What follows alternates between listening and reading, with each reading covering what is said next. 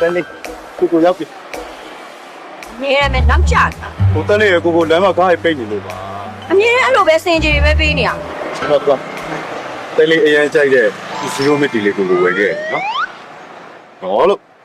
စိတ်ဆိုးမှလည်းပြောနေတယ်ဟုတ်တယ် အေးနော်0 mid ဒီပါလာလို့စိတ်ဆိုးပြေလိုက်မယ် ကိုချစ်လိုက်တယ် မချစ်ဘူး ဟောချစ်တယ်လို့ ကိုင်းနဲ့မကြီးရဲ့ကိုင်းနဲ့မကြီးနဲ့ပြီးမှတွေးမှစားမှာပါကျမကလေးလေးနဲ့ဒုက္ခရောက်နေလို့ပါကိုကြီးကောင် ဟာရှင်းပါသူအားရရတိုင်းမွေးပြီးတော့မှကလေးနဲ့ဒုက္ခကကျမတို့လည်းဘာဆိုင်လို့လဲ ဟောအမရဲ့ကိုကြီးတောင်းတာပါတလားတလားလေးပါ ရှင်းအကူကြီးတောင်းလိုက်ကျမကပေးရအောင်ရှင်းကဘာကျဲရှိလို့ အမရဲ့ရေရောလိုက်တာဝေးတနေရမင်းလှဲမဆန့်လို့ကြံခဲ့တဲ့ဟိုင်မလားမသိ ဘာပြောလဲဘာပြောလဲကိုကိုတဲလေးကိုတော့လေဝေးတန်နေရမယ်လက်မစလို့ချင်နေတာကိုကိုရဲ့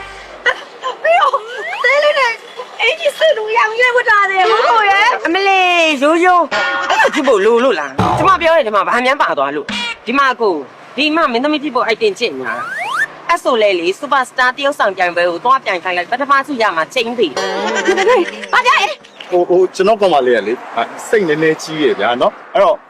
ခင်ဗျားတို့လိုမျိုးတကောင်းစားရင်လည်းသူကဖက်လုံးပြီးတော့လည်းရန်ဖြစ်နေတယ် ဒီမှာနေငါကိုကိုဘာမှပြောစရာမလိုကိုကိုလည်းသူ့ဘာမှပြောစရာမလိုဒီကိုနောက်ထပ်တော့လာမမြင်ချင်သွားမယ်လားကိုကိုလား ဖိုတိုအိုက်တင်